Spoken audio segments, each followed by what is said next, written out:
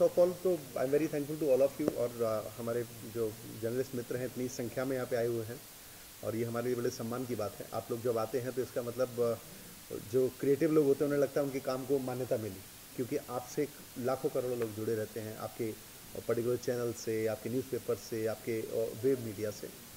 It's a talk show, it is under the name of the star gazers of India. Means ऐसे लोग जो India को कहीं ना कहीं शाइन करने में अपना योगदान दे रहे हैं। तो डेफिनेटली मैं सबसे पहले तो I am very thankful to Raju ji. मैं इनके पास लेके गया, मैं राजू जी के साथ I start my career with him. तो मैंने कहा मैं सर एक शो डायरेक्ट करना चाहता हूँ, आप अगर होस्ट कर देंगे तो। राजू जी ने 1 मिनट भी नहीं लगाया and he is ready for that. तो मेरे लिए बड़े ऑनर की बात है कि मैं राजू जी को डायरेक्ट कर रहा हूँ इस शो में। Then I request to my all entire top star friends, जिनमें सबसे पहले ही कॉल्ड राजा विक्रम सिंह। आप सब जानते हैं, अननोन है नहीं आप इनके बारे में। तो इसे ठीक है, तेरा पहला फर्स्ट एपिसोड मैं करूँगा। तो आज हम लोगों ने ये पहला एपिसोड यहाँ आज मुहूर्त था एक तरह से हमारे कार्यक्रम का। And one day we shoot more than 5 episodes. Another stars is also waiting in a vanity. तो आज मेरे पास ज़्यादा शब्द तो नहीं है सिवा थैंक्स के, क्योंकि हम लोग बहुत ज़्यादा दे भी नहीं पाते, लेकिन धन्यवाद हमारे पास प्रचुर मात्रा में है। तो again I very thankful to Raju ji, very thankful to Raja Vikram Singh. एक बहुत अच्छा इनका ये शुरुआत इन्होंने की है, और new show which is starting ALG star gazers of India. Concept अच्छा है, तो आई एम श्योर आज जो शूट भी किया हम लोगों ने, so Raju sir being one of the main anchors, and हमने तो काम भी किया और फिल्म में, यारो फिल्म में मेरे फादर का रोल भी किया था, तो एक अच्छी बॉन्डिंग भी रही हमारी। तो इट वॉज गुड फन, बहुत मज़ा आया। हमें बेस्ट विशेज है सर के साथ, विपिन भाई के साथ, कि it should be A super hit show for sure. तो रजत, आपसे मैं चाहूँ कि होस्ट कर रहे हैं तो किस एस्पेक्ट को दिखाने की कोशिश करेंगे? जो स्टार्स होंगे उनके प्रोफाइल, उनका जो स्ट्रगल है, किस चीज़ को दिखाने की कोशिश करेंगे? उनकी जीवन की हर चीज़ को दिखाने की कोशिश कर रहे हैं कि इन्होंने अभी तक क्या क्या किया है, कैसे इनकी स्ट्रगलिंग रही है, क्या क्या इन्होंने जीवन में पा लिया और आगे क्या क्या करना चाहते हैं, तो बहुत से लोगों को मालूम नहीं होता। तो इस शो के ज़रिए जनता तक, लोगों तक पता चलेगा कि ये वाला कलाकार या ये वाले सबको क्या करना चाहिए, क्या नहीं चाहिए। It's not only film industry, it's from each and every group, every place of any city of any place, जहाँ पर आदमी अलग अलग, जैसे एस्ट्रोलॉजी है, आपका जिन्होंने देश के लिए कुछ काम किया है, जो कुछ करना चाहते हैं, संस्था चलाते हैं और अपने अपने काम में निपुण है, जो बहुत लोग उनके बारे में नहीं जानते, तो वो इस शो के जरिए जनता तक पहुँचाया जाए। तो you must have been in contact with all of this people, तो कोई ऐसा इंस्पिरेशनल फिगर है जो आपको बहुत इंस्पायर्ड किया है इन सब में, जिसका मुझे जो कॉन्सेप्ट सुनाया गया, जब मेरे दूसरे ने वर्कर सुनाया, कि मुझे कॉन्सेप्ट बहुत अच्छा लगा। मुझे लगा कि भैया इससे एक तो मित्र है मेरे, और जैसे कि उन्होंने कहा कि वो उन्होंने जीवन का अपना जो करियर स्टार्ट किया था हमारे यहाँ से स्टार्ट किया था, तो मुझे अच्छा लगता है जिनके साथ आपने वक्त गुजारा हो, जो आपके साथ जुड़े हुए हैं, उनके साथ आप जुड़े रहने की हमेशा कोशिश करते रहिए। तो इसलिए जब इन्होंने मेरे को कॉन्सेप्ट सुनाया तो मैंने कहा मैं ये करूँगा, सेकंड थॉट नहीं दिया मैंने। और आज पहला एपिसोड मैंने अपने दोस्त के साथ किया है, बेटे के साथ किया है, जिनका पिता का रोल किया था मैंने फिल्म के अंदर। तो अच्छा लगा, जो मैं जैसा मैंने सोचा था बिल्कुल वैसे ही निकल के आ रहा है। तो विक्रम जी, कैसे माइंड में कैसे आया? मेरी बेसिकली रियलिटी शोज मेरे लिए बड़े कौतूहल का विषय रहे हैं। I am a composer. अब वो सौभाग्य के दुर्भाग्य के कभी किसी बड़े रियलिटी शो से जुड़ने का मौका नहीं मिला। In fact I produce lot of reality shows, but उस लेवल तक नहीं कर पाए। तो फिर मेरे मन आया कि यार रियलिटी शो एक बहुत ज़्यादा लार्जर दैन लाइफ हो जाता है, अपना एग्जीक्यूट करना इट्स नॉट ईजी।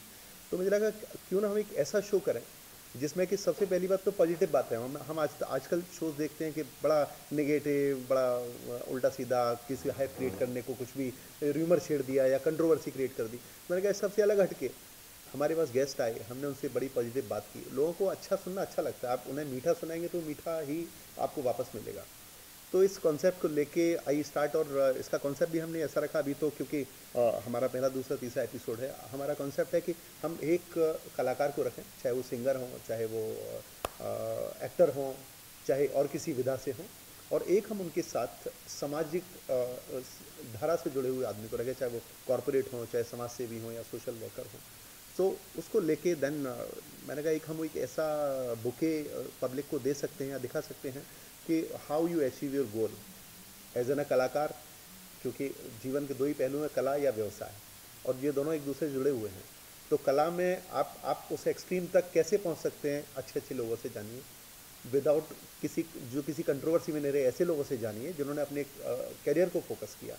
और वहीं व्यवसाय में या किसी पर्टिकुलर बिजनेस, चाहे वो फैशन हो या कॉरपोरेट हो या समाज सेवा हो, तो उसमें आप चरम को कैसे छू सकते हैं, तो उन लोगों के उससे जानिए। तो हो सकता है शायद हमारे इस प्रोग्राम से और आज सबके माध्यम से जो नई पीढ़ी है उससे कुछ सीखने को मौका मिले कि how they start their career, किन लोगों से मिल सकते हैं। साथ ही साथ उनके पास एक चॉइस होगी कि if they are in Mumbai, तो उन्हें पता है कि हाँ राजू जी एक शो करते हैं, मैं उनको जानता हूँ, मैं उनसे मिल सकता हूँ।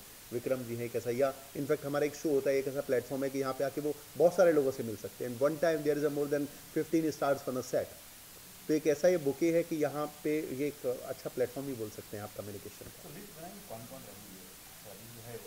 आज जो हमारे पास हमारे जो मित्र लोग हैं, मेरे तो सारे सीनियर हैं, तो वेटरन एक्ट्रेस और मतलब हमारी इंडस्ट्री की एक बहुत ही खूबसूरत शख्सियत कुनिका जी, शीज नेक्स्ट हम एपिसोड उनका शूट कर रहे हैं। फिर राम शंकर जी संगीतकार हैं, आप सब उनसे परिचित हैं, मौसीकी के उन्हें उस्ताद बोलते हैं। फिर जैद शेख, एक ऐसा नाम जो आया और अभी नहीं लेकिन बहुत जल्दी फिर आने वाला है बहुत ज़ोरदार तरीके से। तो लोग हैं, कल संजीवनी हैं, जसविंदर नरूला हैं, सुनील पॉल आने वाले थे। मैं आई एम सॉरी, मुझे उनकी सिस्टर नहीं रही। मैं एक बार फिर कैमरे के माध्यम से मैं अपनी श्रद्धांजलि अर्पित करता हूँ। उनका बड़ा बैड एक्सपीरियंस रहा हॉस्पिटल के साथ, एज आप सबको मालूम है, और मैं चाहूँगा आप लोग सपोर्ट करें उनको इस सारे सिलसिले में। तो ये हमारे सारे फौज है। और आप लोगों के साथ तो मेरे ख्याल से हम लोग आज ये 10वीं या 12वीं मुलाकात है, तो आप लोगों को तो अच्छी तरह पता है कि हमारा बुके क्या है। बट इंडस्ट्री ने मुझे सच में ओवर ऑफ सपोर्ट किया। हम लोग जितना डिज़र्व करते थे उससे ज़्यादा दिया इस शहर ने, मुंबई ने हमको। तो मेरे जो फ्रेंड या मेरे जो बॉस लोग बोले, उनकी लिस्ट करीब 180 या 200 तो मेरे ऐसे हैं फ़ोन बुक में मित्र लोग जो they are real stars in industry. और मैं उनको फ़ोन करूं तो उनके पास ना करने का कोई कारण नहीं है मुझे। तो मैं उम्मीद करता हूं कि ऐसे ही हम लोग 25वां, 50वां, 75वां, 100वां, 150वां ऐसे ही हम लोग कंटिन्यू मिलते रहेंगे। हर बार हम लोग कोशिश करेंगे विक्रम जी को बार बार, क्योंकि हमारे पहला एपिसोड हमने किया तो 25वां इनके साथ करें, 50वां इनके साथ करें, 75वां करें और 100वां करें। तो ये हम लोगों की कोशिश है एंड आई होप कि वी विन दिस बैटल। 24 नवंबर से स्टार्ट है। जी न्यूज़ उत्तर प्रदेश उत्तराखंड पे हम इसको लेके आ रहे हैं इस प्रोग्राम को। डिजिटल तो इसका पूरे हम लोग इस प्रोग्राम को प्रोड्यूस कर रहे हैं। I am independent producer of this programme, so it's not property of Zee, it's a copyright of mind. So इसका एक प्रॉपर एक डिजिटल हमने प्लेटफॉर्म क्रिएट कर रहे हैं पूरा, the star gazers of India. तो आप इसको डिजिटल प्लेटफॉर्म पे जितने भी हमारे सोशल मीडिया हैं आप इसको सेपरेटली देख सकेंगे। बाकी जी तो दे आर फ्री, दिल्ली जी आ गई।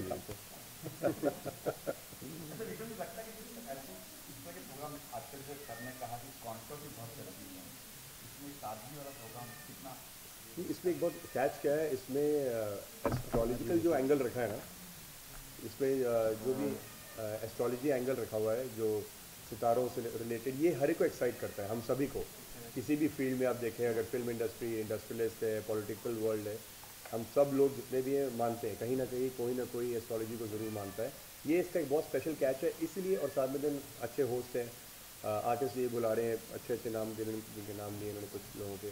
सो एक कॉन्सेप्ट, ये जो कॉन्सेप्ट है ये मेरे हिसाब से बहुत पॉजिटिव और ये चलने वाला कॉन्सेप्ट है। अगर एक कोई आता भी है टीवी, जिससे कई शोज़ आते हैं अबाउट एस्ट्रोलॉजी एंड ऑल, मैं देखता हूँ काफ़ी जगह, मैं फ्री होता हूँ, टीवी ऑन किया दिख गया तो मैं देखता हूँ शो को। इनमें कैच है क्योंकि इन सबको मज़ा आता है सुनने में, क्या है भविष्य का, कैसे है, किसी और के भविष्य के बारे में वैसे लोगों को बहुत शौक है घुसने का कि क्या हो रहा है। तो या तो उसी में घुस रहे हैं कि हमारे में क्या हो रहा है, इनके में क्या हो रहा है। तो it's people love to know life of others. तो ये तो है इसमें, ये है कि दूसरों की ज़िंदगी के बारे में बता रही है, तो लोग इन्जॉय करेंगे। कितना मतलब आपने कुछ नाम चेंज किया है, किया है चेंज हुआ आपका? नहीं, we are not changing the name. इस शो का जो फॉर्मेट है वो ये है कि हमारे साथ में इंटरनेशनल एस्ट्रोलॉजर है ऋतु सिंह, और वो बीच बीच में, बिकॉज हम लोग जैसे हम विक्रम जी से हम केवल उनको इनकी date of birth, date of place और डेट ऑफ टाइम इनको प्रोवाइड कराते हैं, और वो उस पर पूरा एनालिसिस करके इनको ऑन स्पॉट ही बताते हैं कि ये आपके स्टार से इस वजह से आप कला के क्षेत्र में आए, ये आपके स्टार्स हैं तो आपका ये हुआ, ये आपके स्टार्स हैं तो आपका ये हुआ। Mean it's not a fixing. नए लोगों के लिए ना, जितने भी नए लोग एक्टर बनना चाहते हैं, इस लाइन में आना चाहते हैं, वो लोग बहुत एस्ट्रोलॉजी फॉलो कर रहे हैं आजकल। आज की न्यूमरोलॉजी, फेंग शुई, कितना लोग सब चीज़ें कर रहे हैं। तो उसमें क्या होता है, लोग जानना चाहेंगे अच्छा ये अगर कलाकार यहाँ बैठा है तो क्या है इसकी एस्ट्रोलॉजी ऐसी है जिसकी वजह से इस लाइन में आया है। And beside that they don't do spend money on that because बड़ा महंगा है, इट्स नॉट ए स्मॉल। तो ये बड़ी देखिए फ्री में एक अच्छी कंसल्टेंसी आपको मिल जाती है जो व्यूअर्स हैं काफ़ी नॉलेज तो दे लर्न लॉट। आपसे पूछना चाहूँगा, आपके ब्रदर भी इतने अच्छे एक्टर के साथ पोस्टिंग पोस्ट भी हैं काफ़ी सारे दोस्तों, तो कोई ऐसा इंस्पिरेशनल आपको लगता है मिलेगा या कोई स्किल्स ऐसा जो आपको यूनिक लगता है अनुपम सर के बारे में? मैं उनका छोटा भाई हूँ, यही मुझे सबसे बड़ी बात है। क्या हुआ, मेरा मुकद्दर है कि मैं ऐसे इंसान की और ऐसे सक्सेस का भाई हूँ जो, और मैं चाहूँगा कि हर जन्म में उनका छोटा भाई उनका भी हूँ। उनके साथ तुलना करना एज एन एक्टर या एज एन पर्सन एक कीमती को पहाड़ दिखाने वाली बात है। मगर हाँ, हमेशा जैसे हमारे पिताजी कहते आते हैं कि भाई कभी कह देते हैं लिव लाइफ और पॉजिटिविटी रखना जीवन में बहुत ज़रूरी है। रोने वाले के बाद तो कोई नहीं चाहता है कि हंसते हुए ज़िंदगी गुजारो और ज़िंदगी का मजा लेते हुए बिना किसी को परेशान हुए। और सिर्फ मतलब एंकर नहीं, मतलब वो अपना स्कूल भी चला रहे हैं, एक्टिंग अकेडमी स्कूल चला रहे हैं, तो उसके बारे में बताइए कि मेंटरशिप करना भी कितना ज़रूरी होता है किसी एक्टर को जिसको काफ़ी एक्सपीरियंस है? देखिए हमारे में ऐसा कुछ नहीं, वो खुद चलाते हैं क्योंकि उनको मालूम है कि कैसे चलाया जाता है। मैंने कोई थिएटर नहीं किया, मैंने कोई कोर्स नहीं किया, मेरे साथ आप कह सकते हैं कि तुक्का लग गया। मगर जहाँ तक मैंने उनको मेहनत करते हुए देखा, आज की डेट में जो उनको देखता हूँ मेहनत करते हुए, मैं उसका 0.01% भी नहीं करता। तो मेहनत हमेशा फल लाती है और उसका रिजल्ट आता है, कोई ना कोई में आता ही जाता है। सॉरी मैं राजू जी को इंटरप्ट कर रहा हूँ, एक आपको शायद राज की बात आज मैं बताता हूँ। राजू जी का अपने परिवार के प्रति इतना समर्पण है कि previously Raju ji was a range अफसर, IAS अलाइट पोस्ट होती है, बहुत बड़ी पोस्ट होती है और वो भी पहाड़ों में, बहुत महंगी लकड़ी होती है वहाँ। राजू जी जब अनुपम जी अपने प्रॉपर उसमें उनको ज़रूरत महसूस हुई तो Raju ji left his job and he is in Mumbai and he don't to become actor that time. उस समय भाई के लिए और परिवार के लिए एक ऐसी इस्टेब्लिश जॉब छोड़ के आना, क्योंकि रेंज अफसर का तो फिर लाल बत्ती में घूमना है आपको, आपके साथ गार्ड्स रहते हैं, एक पूरा लेविश लाइफ होती है। तो राजू जी ने यहाँ पे आके and he start his like new journey with his family. तो फैमिली के प्रति जो इनफैक्ट हम लोग कभी घर पे बात भी करते हैं तो परिवार को कैसे बांध के एक सूत्र में रखा जाता है, तो ये भी एक जो सीखने वाली बात है वो अनुपम खेर और राजू खेर से आप सीख सकते हैं। सर ऐसी भी बातें भी सामने आई थी प्रोग्राम में माध्यम से कि आपने राजू जी के बारे में कहा, ऐसी भी बातें आज के बारे में सामने आई? जितने लोग यहाँ आएंगे जिनके साथ शो किया जाएगा उसमें सिर्फ पॉजिटिव चीज़ें होंगी, नेगेटिव चीज़ें नहीं होंगी। पॉजिटिव चीज़ें होनी बहुत ज़रूरी है, नेगेटिव वाली चीज़ें तो ज़िंदगी में साथ देती नहीं है। उन्होंने ज़िंदगी में क्या किया था, कैसे ऊपर आए, वो चीज़ें दिखाई जाएगी और आगे वो क्या करना चाहते हैं लाइफ में। तो जो नए लोग हैं जो अलग अलग फील्ड से आते हैं वो क्या करना चाहते हैं, वो इस शो के माध्यम से देख पाएंगे कि इस आदमी ने इतना करके इतना करके ये इस मकाम पे जहाँ पे पहुँचा हुआ है आज पहुँचा है। तो हमको भी कोशिश करनी चाहिए उसी तरह instead of going to a wrong way, तो which is the right way to go to this particular thing, वो सही रास्ते पर दिशा है। मैं इंटरप्ट करना चाहूँगा, हमारे शो के दोनों जो अनदर एंकर है they are very much here, तो मैं चाहूँगा आप हमारे जो तीनों होस्ट हैं राजू जी, ऋतु जी और प्रतिमा जी से बात कर लें। जानना चाहूँगा कि किस तरह से कंट्रीब्यूट कर रही हैं आप, कितने उत्साहित हैं शो को लेकर आप? ये अपने आप में एक इंडिया में एक अपने आप में अनोखा शो आ रहा है जहाँ पे राजू जी हैं, मैं हूँ, ऋतु है जो कि एस्ट्रोलॉजर हैं, देश की मालिनी एस्ट्रोलॉजर है, और इसमें हम इंटरव्यू भी करेंगे और इसमें साथ साथ जो स्टार्स यहाँ पे आएंगे जिन्हें हम बुलाएंगे उनके भविष्य के बारे में उनका हॉरोस्कोप भी यहाँ पे बताया जाएगा। तो अपने आप में एक बहुत अनोखा शो है जिसके लिए हम लोग सब यहाँ इकट्ठा हुए हैं।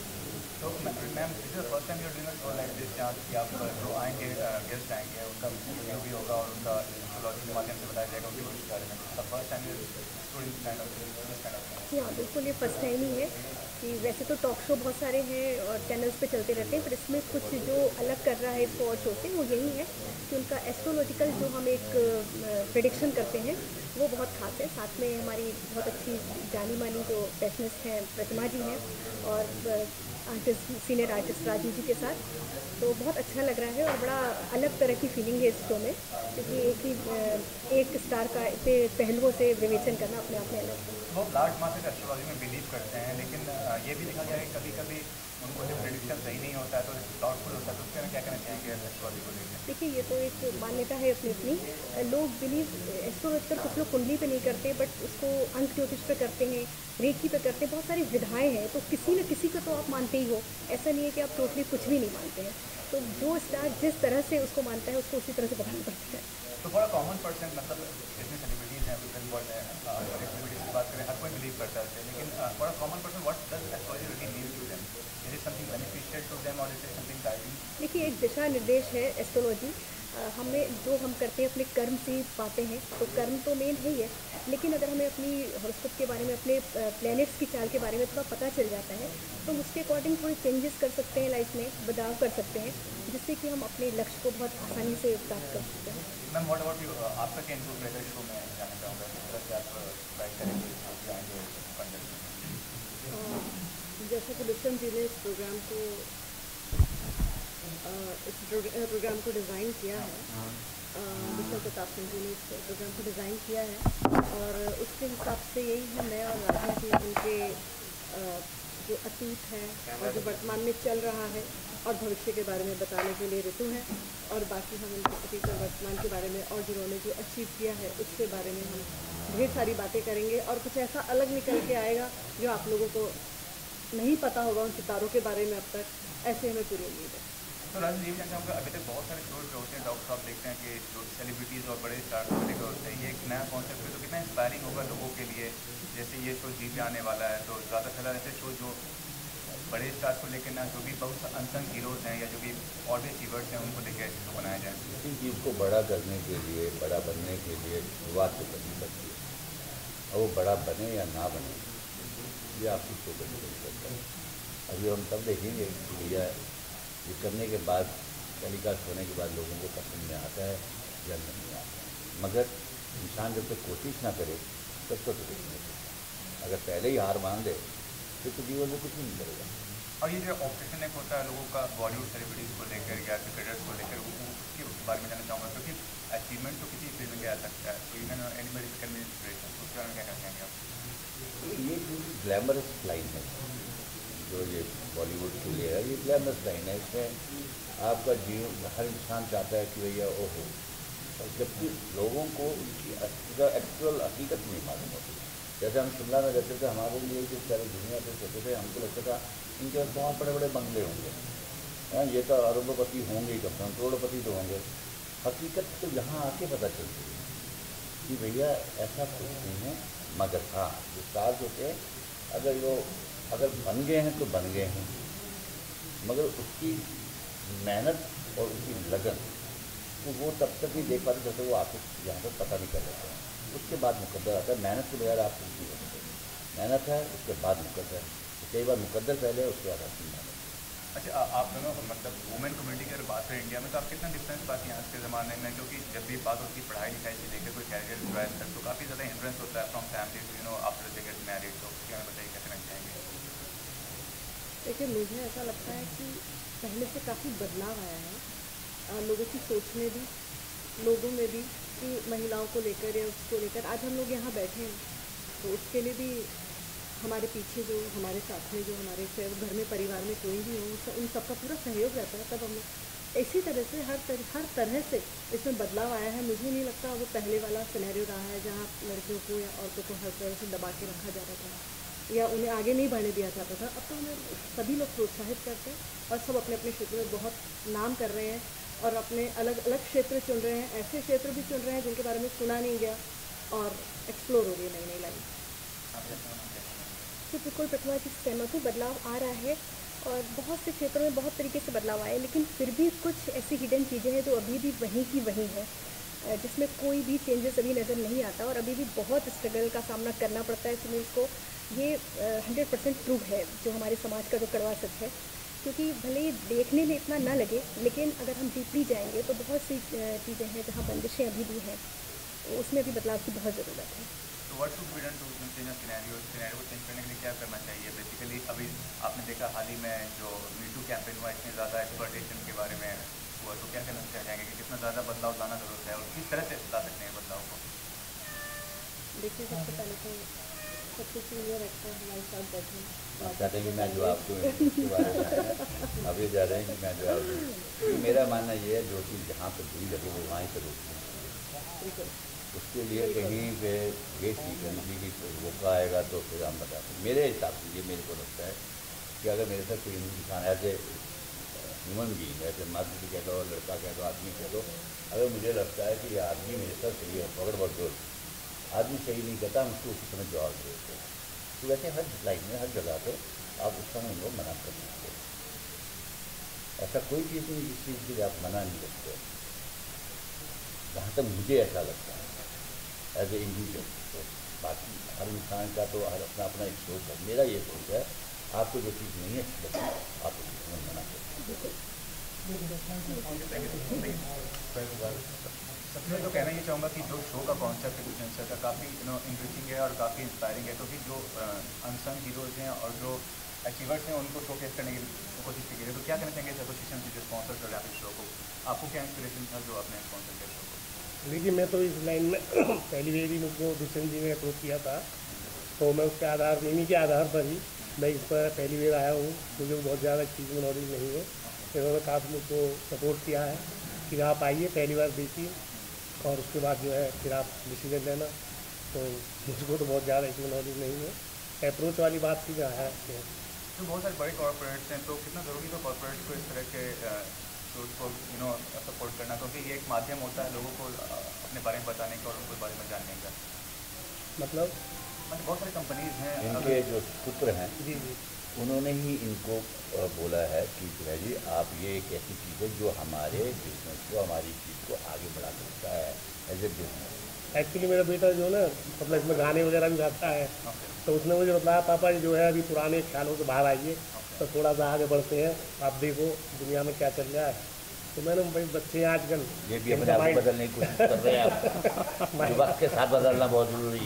माइंड बच्चों का आजकल ज़्यादा तेज है, तो चलो देखते हैं, कोई बात नहीं है। सर आपसे आपका जो हेल्थ प्रोजेक्ट कर सकते हैं, क्या कहना चाहेंगे कि कितना ज़्यादा आप खुद में शॉर्ट नहीं करते जो कार्य करते हैं, आप जो काम कर रहे हैं?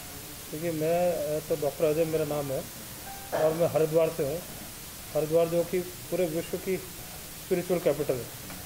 दुष्यंत जी के साथ मेरा बहुत पुराना संबंध भी है, और दुष्यंत जी ने जब ये कॉन्सेप्ट मुझसे शेयर किया तो मुझे लगा कि बहुत इनोवेटिव कॉन्सेप्ट है और इस तरह से एक पॉजिटिव मैसेज समाज में जाएगा, क्योंकि बहुत सारे प्रोग्राम नेगेटिविटी के ऊपर आधारित हैं और ये सबसे बड़ी इसकी यूएसपी है कि ये पॉजिटिविटी के ऊपर आधारित है। एक आम आदमी को ये समझ में आएगा कि कोई व्यक्ति नीचे से खड़े होकर के मेहनत करके डेफिनेटली एक एस्ट्रोलॉजी की सीढ़ी के साथ में सपोर्ट लेकर के कैसे ऊपर आ सकता है और कौन कौन से रास्ते उसने देखे। और जहाँ तक मेरी पर्सनल बात है, तो मैं तो अगेंस्ट द करंट काम कर रहा हूँ। एलोपैथी जो मॉडर्न साइंस है, ये इसका इतिहास सिर्फ 200 वर्ष का है, ये हर व्यक्ति को मालूम है। और उससे पहले तक क्या होता था, जब ये मॉडर्न साइंस नहीं थी तब क्या था, तो जो उस समय थी वो विधा, वो विद्या, वो हमारे ऋषि मुनियों की साइंस, उसको मैं दोबारा लेकर के आया हूँ और एक बिल्कुल मॉडर्न पैकेजिंग में लेके आया हूँ। Result oriented, proven, time tested, scientific base. हम जो भी कर रहे हैं उसमें बिफोर एंड आफ्टर हम प्रूव कर सकते हैं। और कर क्या रहे हैं, कैसे ट्रीटमेंट कर रहे हैं? 5 एलिमेंट से, हवा से, पानी से, नीचे की मिट्टी से, खुशबू से, नेचुरल खुशबू से, नेचुरल साउंड से, पेट से, एनिमल बर्ड से, सिर्फ पेड़ पौधों से देखने से। कितनी सुंदर चीज़ है। हम लोग जितने भी आज आप देखिए कैंसर के, आज ही हमारी तरफ से भी श्रद्धांजलि हम प्रकट करते हैं। हमारे भाजपा के और केंद्रीय मंत्री अनंत कुमार जी, उनको कैंसर से पीड़ित थे, उनकी डेथ हो गई। और आप आश्चर्य करेंगे 70 करोड़ आदमी को कैंसर होने वाला आने वाले 3-4 सालों में, ऐसा WHO कहना है। क्यों हो रहा है? क्योंकि रेडिएशन में सब लोग गिरे हुए हैं। हम जितना प्रकृति से दूर जा रहे हैं उतना हमारे को रोज़ नई नई बीमारियां आ रही हैं। और ये अद्भुत विद्या, कैसी विद्या जो हजारों वर्षों से है, फिर सब केवल आप हाथ से किसी व्यक्ति की ऊर्जा बदल सकते हो। क्योंकि बीमारी हुई कहाँ से? जब व्यक्ति को तनाव हुआ और उसका एनर्जी फ्लो टूट गया। हम उसका एनर्जी फ्लो ठीक कर दें, बीमारी ठीक हो जाएगी। DNA रीप्रोग्रामिंग पॉसिबल है विदाउट मेडिसिन। रोहित पीछे हो जाओ, रोहित पीछे आके भी ले सकते हो, थोड़ा ऊपर नीचे आ जाओ। बेटा क्या कहना चाहते हैं? स्ट्रगल करें। Camera roll action. डॉक्टर साहब आप एक मेरी पोजिशनिंग बताओ, ये होनी चाहिए, क्यों नहीं करेक्ट? ये करेक्ट रोल है कैमरा, ये स्पीकर आप एक इंडस्ट्रियल कॉस्मिक हीलर हैं डॉक्टर साहब। मैं सिर्फ आपसे सबसे पहले ये जानना चाहता हूँ कि जब रोग होता है, पैथोलॉजी टेस्ट होते हैं, तब पता लगता है, तब तक बहुत देर हो चुकी होती है। तो प्रारंभिक लेवल पे क्या ऐसा संभव है कि कॉस्मिक एनर्जी से आपको आप प्री प्रेडिक्शन कर सकें, नहीं भी आपको ये रोग होने जा रहा है या आपसे ग्रसित हो गए हैं, और उसको कैसे क्योर करेंगे, और क्यों हम कॉस्मिक एनर्जी का इस्तेमाल करें, क्यों हम हॉस्पिटल ना करें? कहते हैं एलोपैथिक ट्रीटमेंट एकदम से फ़ायदा देता है, तो क्या ये कॉस्मिक एनर्जी एकदम से फ़ायदा देती है? इन सवालों पे हम चाहेंगे आपका एक बृहद उत्तर। इस प्रश्न के ऊपर एक प्रश्न मेरा है कि नई चीज़ को ज़्यादा हम विश्वास करेंगे कि पुरानी चीज़ को? सदियों से जो प्राचीनतम काल से जो विधा चली आ रही है, जो आज किसी भी कारण से लुप्त हो गई, ये मॉडर्न साइंस का लाइफ सिर्फ 150 से 200 वर्ष है। और सदियों से क्या चला आ रहा है? Cosmic science. कॉस्मिक साइंस थी कॉमन साइंस, और ये कॉमन साइंस हर व्यक्ति को, हमारे बड़े बुजुर्ग को, आपके घर में, मेरे घर में, सबको मालूम था। नज़र उतारते थे, वो ऑरा क्लिनसिंग करते थे। अब पहला प्रश्न कि मरीज बनता क्यों है, और क्या बगैर दवाओं के भी स्वस्थ रह सकते हैं, और बीमारी की डेफिनेशन क्या है? तो बीमारी की डेफिनेशन मेरे लिहाज से जो व्यक्ति का व्यवहार अच्छा नहीं है और जिसके जीवन में रुकावटें आ रही हैं, वो बीमार है। हम बीमारी को थोड़ा ब्रॉडर लुक लेंगे। क्या? फिजिकल बीमारी, फिर मेंटल, एक तो दिखने वाली बीमारी है, एक बगैर दिखने वाली बीमारी है, जो समाज में जगह जगह पर बगैर दिखने वाली बीमारी है। फोबिया, फियर, इंसोम्निया, डर के लोग जी रहे हैं, तो डर अपने आप में बीमारी है। अविश्वास अपने आप में बीमारी है। मूड स्विंग, अचानक गुस्सा आना, ये अपने आप में बीमारी है, और पूरा समाज इससे ग्रसित है। ये क्यों हो रहा है? क्योंकि हमारा जहाँ पर रिमोट है ना, हमारे शरीर का रिमोट किस में है? वो है हमारे शरीर के चारों तरफ प्रकृति का दिया हुआ एक और शरीर, उसको कहते हैं ऑरा, आभा मंडल। आभा मंडल हमारे शरीर को कंट्रोल कर रहा है, और हमारे को ज्ञान ही नहीं है। दुनिया में दो तरह के लोग हैं, एक प्लस, एक माइनस। जिसका जीवन सरल चल रहा है, स्मूथ चल रहा है, वो प्लस। और माइनस में कौन? जिसको स्ट्रगल करना पड़ रहा है, 99 पे फेल्योर्स मिल रहे हैं, जिसके रिश्ते खराब हो रहे हैं। अगर इस समाज में नकारात्मकता को ख़त्म करना है, तो हमको समझना पड़ेगा कि हमारा सॉफ्टवेयर वो ऑरा में है, और जो व्यक्ति को शरीर में तकलीफ़ आ रही है, मानसिक तकलीफ़ आ रही है, समाज में तकलीफ़ आ रही है, कैरियर में तकलीफ़ आ रही है, उसका आभा मंडल नेगेटिव है। आप आभा मंडल नेगेटिव को जांच कर सकते हैं, ऑरा के जांच करके, और माइनस से उसको प्लस में डाल सकते हैं। ये बहुत प्राचीन विधा है, तो इसकी स्पेशलाइजेशन मैंने करी, और अब तक कई हज़ार व्यक्ति सिर्फ 2 से 4 मिनट की हीलिंग से उसका माइनस ऑरा आइडेंटिफाई किया, उठा करके हमने उसको प्लस कर दिया, उसके जीवन में यूटर्न आ गया। अब इसमें दवाई का क्या रोल रहा? कुछ नहीं रहा। दूसरा, पैथोलॉजी लैब। मरीज कब बनता है? मरीज बनता है जब वो फुल बॉडी का चेकअप कराने जाता है पैथोलॉजी लैब में। कहीं जंगलों में पशु पक्षियों को आपने देखा है कि वो डॉक्टर के पास जा रहे हो? अगर वो डॉक्टर के पास नहीं जा रहे, तो हम मनुष्य कौन है? हम सुप्रीम ह्यूमन बीइंग है, सुप्रीम। फिर हमको इतनी डिपेंडेंसी दवाइयों की क्यों हो रही है? क्योंकि हम रॉन्ग फीडिंग में हैं। हमारे अंदर एकदम गलत इन्फॉर्मेशन फीड हो रखी है कि सिर में दर्द होगा तो मेरे को डॉक्टर से दवाई लेके आनी है। हाइपरटेंशन, मेरे को सारा जीवन दवाई खानी है। This is a wrong feeding. अगर हम अपना ऑरा पॉजिटिव रखें, अपने चक्र बैलेंस रखें, और प्रकृति से अपना कनेक्ट रखें, कॉस्मिक कनेक्ट, तो हमारे शरीर में प्रॉपर एनर्जी फ्लो चलेगा, और प्रॉपर एनर्जी फ्लो चलने से हमारा स्वास्थ्य अच्छा रहेगा। आप अपने एनर्जी फ्लो को कंट्रोल कर सकते हैं, किसी भी बीमारी को आप रिवर्स कर सकते हैं। ब्लड प्रेशर, हाइपरटेंशन, जिसको सारा जीवन दवाई खाते हैं, मैं ओपनली 4-5 हज़ार पेशेंट्स को ट्रीट कर चुका हूँ, सिर्फ हीलिंग करता हूँ, और हीलिंग करने से लोग ट्रीट हो जाते हैं। आप कैंसर तक को रिवर्स कर सकते हैं, दुनिया की किसी भी बीमारी को आप रिवर्स कर सकते हैं अगर उसका एनर्जी फ्लो आपने ठीक कर दिया। आप डीएनए में जाकर रीप्रोग्रामिंग कर सकते हैं सबकॉन्शियस माइंड के थ्रू, क्योंकि सबकॉन्शियस माइंड में फीडिंग होती है।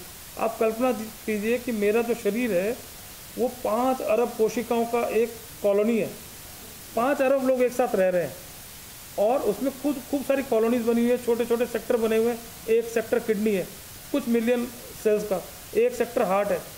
तो ये सब आपस में कैसे जुड़े हुए हैं? Universal frequency of love and harmony. इस विश्व की जितनी भी एनर्जीज हैं, जो दिख रहा है, जो नहीं दिख रहा, वो सब एनर्जी है, और वो कनेक्टेड एनर्जी है। किस तरह से कनेक्टेड है? फ्रीक्वेंसी से, frequency of love and harmony. तो हमने कॉस्मोलॉजी और कॉस्मोपैथी 2 विधाएं बनाई हैं, जो विधा ओरिजिनल वैदिक ज्ञान को और लेटेस्ट रिसर्चेस को मिक्स कर रहा है। नॉन इन्वेसिव डायग्नोस्टिक्स, सिर्फ आप एक मेरा प्रोब हाथ में रखें, जो 18,000 रुपये में पूरे देश में अपोलो और किसी भी हॉस्पिटल में पूरे शरीर की जांच का पैसा लगता है, वो 1,000 रुपये में 5 मिनट में बगैर इंजेक्शन के हम आपको पूरी की पूरी रिपोर्ट दे देंगे। फिर अगर ट्रीटमेंट करना है तो बगैर दवाओं का ट्रीटमेंट करेंगे। और स्वस्थ व्यक्ति और कैसे स्वस्थ रहे? Delete 3D, drug doctor disease, delete 3D, depression, drugs and struggle. किसी भी तरीके का जीवन में व्यवधान ना आए, नेगेटिविटी ना आए, इसको लेकर के एक मिशन लिया है cosmicrevival.org, और विश्व का पहला अनूठा एक ब्रह्मांडीय ऊर्जाओं का केंद्र बनाया है, जिस केंद्र के माध्यम से क्या करेंगे? इस देश में, इस विश्व में, मानवता में हम न्यू फीडिंग देंगे कि हमारे को दवाओं की आवश्यकता नहीं है, हम लोग पॉजिटिव रह सकते हैं, कॉस्मिक लाइफ हम जिएंगे, कॉस्मिक फॉलोअर्स हम बनाएंगे। जो व्यक्ति कॉस्मिक लाइफ जिएगा उसके जीवन से नेगेटिविटी, स्ट्रेस, डिजीज़, झगड़ा, एक्सीडेंट, ये सब चीज़ें निकल जाएंगी, क्योंकि इन सब चीज़ों का किसी इंसान के जीवन में कोई रोल ही नहीं है, पैदा हम ही नहीं किया अज्ञानता के रूप में। मैम, जानना चाहूँगी शो के बारे में, कितने उत्साहित हैं और क्या कॉन्सेप्ट है शो का, और क्या पहली बार इस तरह का शो आप कर रही हैं जब पार्ट हैं? हाँ, एक्चुअली मुझे अच्छा लगा कि जो पूरा उन्होंने सेंटर में कैसे देखी। मुझे अच्छा ये लग रहा है कि जब जैसे कि वो सब इसको एक एमैल्गमेशन किया है, जैसे आप वो टॉक शो भी है और एक हॉरोस्कोप के साथ रिलेटेड भी कुछ बातें बताएंगे, तो अच्छा सा नया फॉर्मेट है and it's a good thing, because celebrities के बारे में अक्सर लोग आजकल गूगल पे बहुत कुछ जान लेते हैं, लेकिन असल में सेलिब्रिटीज़ के अंदर की लाइफ में क्या हो रहा है वो स्टार्स एक्चुअली बताते हैं। अगर आपको विश्वास है उस पर, तो मैं तो मानती हूँ। देखिए, मैं इतने सारे अंगूठियाँ भी पहन रखी हूँ, तो I believe in stars, I believe in this science. मैं इस पर विश्वास है मुझे कि ये बहुत पुराना साइंस है हमारे देश में, हमारी जो मतलब पुराने जो एंशंट कुछ साइंसेस में से ये है। सो मुझे विश्वास है, I am very happy that I am part of this show, specially because Dushyant ji ने बुलाया और वो हमेशा बहुत मान सम्मान से बात करते हैं, and the way he is always very sweet, इसलिए आई एम हियर। ज़्यादातर आप तो देखती होंगी जिसमें कि बॉलीवुड सेलिब्रिटीज़ को बहुत ज़्यादा अहमियत दिया जाता है, मतलब बड़े सेलिब्रिटीज़ का उनका टॉक शो, लेकिन यहाँ पे अलग अलग फिल्म के जो अचीवर्स हैं उनको हाईलाइट किया जा रहा है, तो वो बताइए कि वो कितनी की बात है? नहीं, that's what I am saying, that the whole, ये सबसे अच्छी बात ये है कि आप चाहे छोटा सेलिब्रिटी हो या बड़ा हो, लेकिन इंसान को आप अहमियत दे रहे हैं कि भाई यहाँ पे इंसान अलग अलग अचीवर्स जो हैं उनकी लाइफ में क्या हुआ है, वो as through the talk show, मतलब राजू खेर जी जो इंटरव्यू करेंगे उससे पता चलेगा। बाकी जो एस्ट्रोलॉजर हैं वो लेडी, वो आपको उनके स्टार्स के बारे में, ताकि आम इंसान को भी जब उसके साथ रिलेट कर सके, इट्स अ गुड थिंग। अब बाकी दूसरे शोज़ में तो ऐसा होता है कि कौन किसका बॉयफ्रेंड है, कौन किसके साथ घूमने चला गया, ये वो। This is, I think, this level is not, I mean, I am not very happy with that. Let's see. कितना ज़रूरी अनसंग हीरोज़ काफ़ी सारे हैं हमारे कम्युनिटी में, अपने लेवल पे काम करते हैं, छोटे लेवल पे या बड़े लेवल पे, उनको काफ़ी ज़्यादा हाईलाइट करना ज़रूरी है क्योंकि वो एक इंस्पिरेशन होते हैं सोसाइटी के लिए। बिल्कुल, अनसंग हीरोज़ को जब आप हाईलाइट करेंगे तो बाकी समाज में भी एक ऐसी फीलिंग आएगी कि हमको भी कुछ करना है। अभी जैसे अब इस वक्त जो है, जो हमारे जो टॉप की सेलिब्रिटीज़ हैं, उनके और आम इंसान में, सामान्य इंसान में बहुत बड़ा अंतर है। तो जब आप अनसंग हीरोज़ का जो मिडिल वाला ब्रैकेट लेकर आएंगे तो फिर कम से कम एक एस्पिरेशन होता है, जो कॉमन मैन उनको देख के बोले यार मैं भी कर सकता हूँ, you know. And I think it's very good also from the point of view कि हमारे देश के लिए जितना हम लोगों को एस्पिरेशनल बनाए, जितना लोग इंस्पायर हो दूसरे से, और वो बहुत ऐसे नहीं लगे अरे ये तो बहुत ही फार फेच ड्रीम है, या मैं इस चीज़ को अचीव नहीं कर सकती, ये तो रणबीर कपूर है, ये तो ऋषि कपूर का बेटा है। No, if you bring the common people there, the unsung heroes which are from the common you know public, from उनको लेकर आएंगे, उनके साथ लोग ज़्यादा इंटरेक्ट, मतलब क्या बोलते उसको, उनके साथ ज़्यादा उनका एक I am missing the word, interaction और they will feel a connect, sorry, हाँ, उनके साथ ज़्यादा उनको एक कनेक्ट महसूस होगा। तो हाल ही में आपने ये भी देखा होगा केबीसी में अमित जी ने भी काफ़ी फ्रेंड्स को बुलाया था, प्रकाश आमटे जी वगैरह को, जितने फिलंथ्रोपिस्ट हैं, तो ये कितना इफेक्ट होगा कि और ज़्यादा जो सेलिब्रिटीज हैं जिनके शोज होते हैं वो ऐसी रिस्पॉन्सिबिलिटी लें कि ज़्यादा से ज़्यादा हाईलाइट करें, जैसे आपने कहा कि एक कनेक्ट होगा लोगों को। देखिए, मैं पिछले 30 साल से सोशल वर्क कर रही हूँ और बहुत लोगों को नहीं पता, अब तो बहुतों को पता भी चल गया। बच्चों के एजुकेशन के मामले में काम करती हूँ और बच्चों के और जो विमेन एम्पावरमेंट में काम करती हूँ। तो मैं हमेशा से ये कहती थी कि कुछ लोग बोलते थे कि अरे लोग पब्लिसिटी करके सोशल वर्क करते हैं। मैं कहती हूँ कि पब्लिसिटी करके करो सोशल वर्क, तो कम से कम दूसरे लोग देखेंगे तो वो इंस्पायर होंगे। इसी तरह जब आप अनसंग हीरोज़ को सामने लेकर आते हैं और वो देखते हैं, जैसे मैंने कई लोगों से मिली हूँ, ऐसे लोगों से मिली हूँ जिनके पास खुद के मतलब इतना कोई बहुत बड़ी कमाई नहीं, लेकिन रोज़ लंगर चलाते हैं, रोज़ लोगों को खाना खिलाते हैं, या हर महीने 10 बच्चियों को अडॉप्ट करके उनका एजुकेशन करते हैं। ऐसे कॉमन इंसानों को मैंने देखा है। So when you do this then you feel, सबके अंदर एक हिम्मत भी आती है मैं भी कर सकता हूँ, क्योंकि अच्छा सब आदमी की जो अंदर का नेचर है, नॉर्मल इंसान का, वो अच्छा करना चाहता है, वो अच्छा रहना चाहता है, अच्छा दिखना चाहता है, या अच्छा बनना चाहता है। तो जब वो लोगों को देखेंगे जो कॉमन मैन है और बोलेंगे अरे ये कर सकता है तो मैं क्यों नहीं कर सकता, it's a very positive thing for society. And what about the projects? Are you working on any projects? At the moment I'm not doing any film or television. आप सबको ये बता दूं, मैं पिछले 5 साल से एक शूटिंग के दौरान पढ़ती थी और 5 साल मैंने लॉ की पढ़ाई करके अब मैं एडवोकेट बन गई हूँ। सो अब मेरा एक मकसद ये भी था एडवोकेट बनने का कि मैं लोगों को लीगली हेल्प कर सकूं, क्योंकि सोशल वर्क के ज़रिए एक लिमिट तक ही हेल्प कर सकते हैं। तो अब मैं अपने एडवोकेसी करूँगी। I am registered with the bar council and hopefully मैं उस करियर को आगे लेके जाऊँगी और फिर अच्छी कोई फिल्म या कोई वेब सीरीज़ अच्छी कोई आए जिसमें मुझे अपने लिमिटेड टाइम देना हो, तो मैं डेफिनेटली करना चाहूँगी, but not through casting directors, because I am fed up of doing this casting look test and all that, वो सब नहीं कर सकती।